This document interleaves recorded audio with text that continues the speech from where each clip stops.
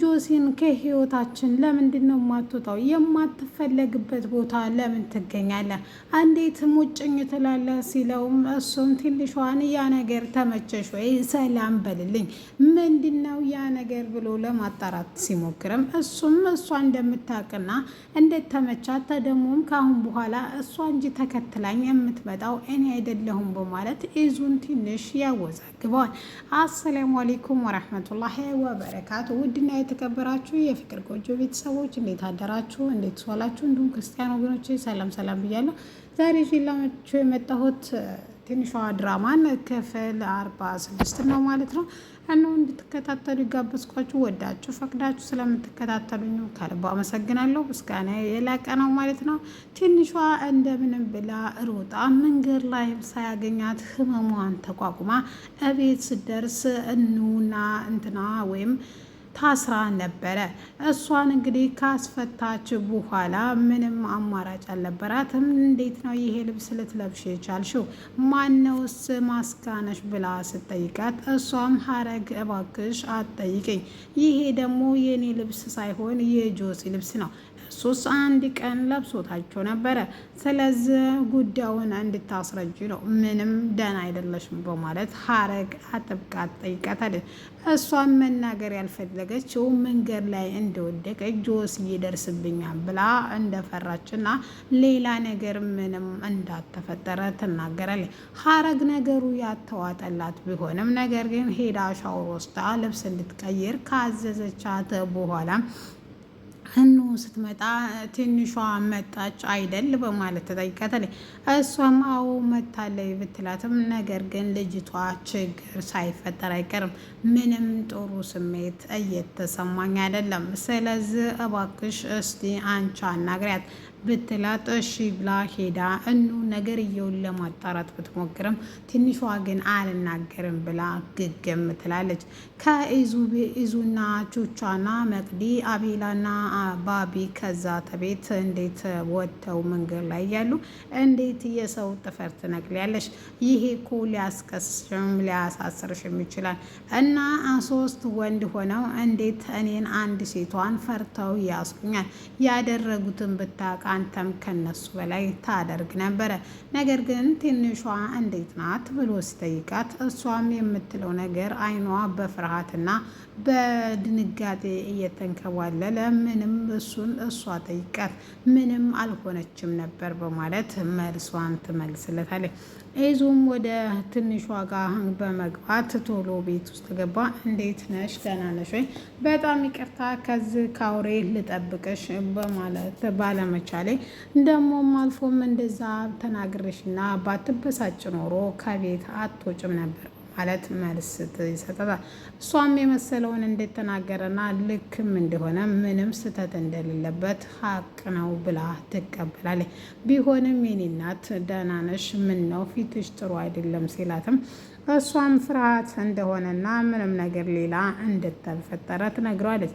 እሱም ከሆነውን አይቶ ምንም ያልተመቸው ይዙ ምን ነው ያ ሰውዬ ነቅቶሻን እንዴ ቢላትም አይ ምንም ነገር አልተፈጠረም፣ ነገር ግን ቢፈጠር ምን ታደርጋለህ ስትለው እሱም አንገቱን ቆርጬለት እኔም እስር ቤት ወርዳለሁ አንቺ ሲልም እኔ ታዲያ እሱን ገለህ እኔም ብቻዬን ለማንጥልህ ነው በማለት መልሳ ታቅፋለች። ትንሽ ከተቃቀፉ በኋላም በቃ ማረፍ አለብኝ ትለዋለች። እሱም ተማረፍሽ በፊት ወይ ሀረግን ወይ ምግብ አዘጋጅተውልሽ በልተሽ እንድታርፊ አደርጋለሁ በማለት ትንሿን እየሰናበታት እና ከዛ ይወጣል። እሺ ብላ እንግዲህ እኑ ድጋሚ መታብ ታናግራትም ነገርየው ግን የሚሆን አይመስልም። ምክንያቱም ምንም ነገር ለመናገር ትንሿ ፈቃደኛ አይደለም። አልጋዋ ላይ ቁጭ ብላ ስቅስቅ ብላ እያለቀሰች ነው ዛሬም። እሷም ትንሽ ከቆየች በኋላ ጆሲ ወደ ቤት ሲመጣ ያየውን ነገር ማመን ያቃተው። የአሌክሶ እየጮኸ ነበረ።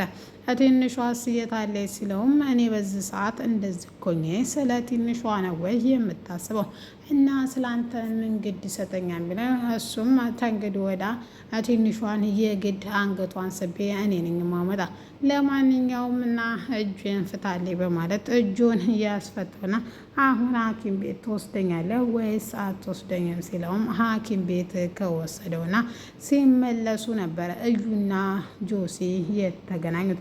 እሱም እንግዲህ ምንድነው ሲላትም የተፈጠረውን ነገር እንድትነግረኝ ነው የፈለግኩት ብትለውም እሱ ደግሞ ምን እስከ ዛሬ ጠፍተሽ ምን መጣሽ ምን እስቀረሽ ሲላትም ተንግዶዳ እንደማታስፈልጊ ስልክህን አታነሳም ሲል እኔ ስልኬን አላነሳም ሳይሆን ብሎክ ነው ያደረኩሽ ስለዚህ እባክሽ ሲላትም እሷም የጠፋችበት ምክንያት እኔን ስለሚጠራጠሩ ስለሚከታተሉኝ አንተ ቤት መጣ ይይዙናል ብዬ ስላሰብኩ እንጂ ለሌላ ነገር አይደለም ብትለውም ነገር ግን ጆሲ ተንግዶዳ እንደማታስፈልገውና ሴጣን ለሴጣን ደግሞ ቢያንስ እንኳ ቢፈላለግም ብትለውም እሱ ግን ከአንቺ የበለጠ ሴጣንነቴ ነው የተማርኩት እንጂ ቢላትም ለማንኛውም ማን ለማን ተፈላጊ እንደሆነ እድሜ ይስጠንና እናያለን ሲላትም እሷም ክፉ ሰው እንደማይሞትና ቁጭ ብለው ሁሉንም ነገር እንደሚያዩ ተናግረውና ከዛ ይለያያሉ። ሁለተኛ አጠገቡ እንዳደርስ እና ለትንሿ ደግሞ ስጠይቀው ዋጥኳት መናባሽ አገባሽ ብሎ ይሰናበታል። ትንሽ እርምጃ ተራምዳ ወሬውን የማጣራት የነበረባት ሱስ እንዲህ በማለት ትመጣለች።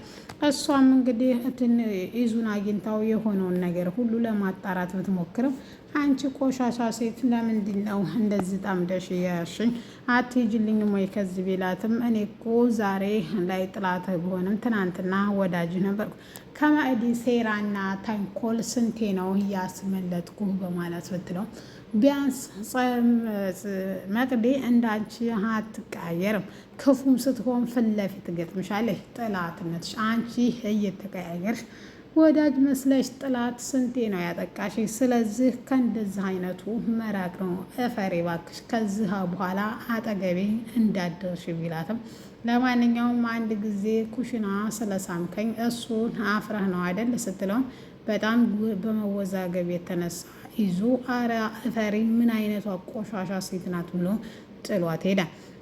እሷን መጠየቅ እንዳለበት ትንሿን ስለተሰማት ወሬውን ለማጣራት ምክንያቱም የእሷ ሴራ ነበረ።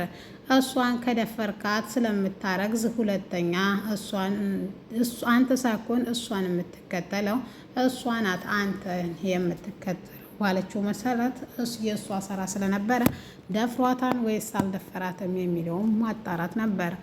ትንሽ ከቆየችም በኋላ ነገሮቹን ለሀረግ ምግብ እንዲሰራላት ካዘዘ በኋላ ሀረግን ምግብ ልታበላት ብትሞክርም ነገር ግን ፈጽሞ ትንሿ ልትበላላት አልቻለም። በጣም ስላመማትም እየደከመኝ ነው ትንሽ ልተኛና በኋላ ልብላ ብትላት እሺ ብላ ነገር ግን የሆነውን ነገር አሁንም ብትጠይቃ ፈጽሞ ልትናገርላት ፈቃደኛ አልነበረችም። አቤልና እኑዬ እየተሳሳሙ ያሉ ትንሽ በመቆየት ይመጡባቸው አንቾቻና መቅዲ ሆነው እነሱም አይነጥላና ምን በዚህ ሰዓት ምን እንደሚሰሩ በመናገር ለማንኛውም እናንተ ብትመጡም እኛ አናቆም በማለት መልስ ይሰጧቸዋል። ትንሽ ከቆየች በኋላ መቅዲ ማየት አለብኝ ትንሿን ብላ ወደ ትንሿ ክፍል ስትነግራት እያለቀሰች ዛሬ ይዤልሽን የመጣሁትን ይሌ ትላታለች። ምንድነው ይሌ የምትይው? እስቲ እኔ ግምት ላይ ጎበዝ ስላልሆንኩ ንገሪ ስትላትም የአሌክስን ጥፍር እያንዳንዱን ቆራረጥኩት፣ ይህን እኔ እበቀልልሻለሁ፣ ዋጋቸውን እሰጥልሻለሁ አላልኩሽም? የዛን ደግሞ የጆሲን እስከማገኘው ድረስ የእሱን ይዤልሽ መጥቻለሁ ብላ ትመልስላታለች። ትንሿን በጣም ብትፈራም ነገር ግን ጤንነቷን ስጠይቃት በጣም እያመማት ስለሆነ እውነቱን ብትናገር የተሻለ ነው ብትላትም እሷ ግን እውነቱን ለመናገር ፈቃደኛ እንዳልሆነች ይጋደሉብኛል ብላ ፈርታለች። ትንሽ ከቆየችም በኋላ ከዛ ለመሄድ ትወስናለች። በቃ ለማንኛውም መቼም ቢሆን የምንጠባበቅ እህታማማች እንደምንሆን ቃል እንገባባ ትላታለች። ቃል ከተገባቡ በኋላ እዩ ትንሽ ቆየት ብላ ወደ እነ ሀረግ ቤት ትመጣለች። ሐረግ ቤትም ትንሽ ከቆየች በኋላ የምታወራቸው ወሬ እንደነበረ ትነግራቸዋለች።